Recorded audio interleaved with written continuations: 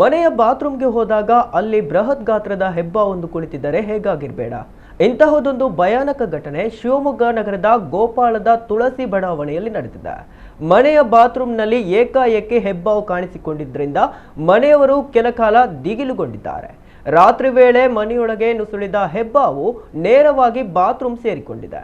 ಬಾತ್ರೂಮ್ಗೆ ಹೋದ ಮನೆಯವರು ಅಲ್ಲಿ ಸುರುಳಿ ಸುತ್ತಿ ಕುಳಿತಿದ್ದ ಬೃಹತ್ ಹೆಬ್ಬಾವನ್ನು ಕಂಡು ಶಾಕ್ ಆಗಿದ್ದಾರೆ.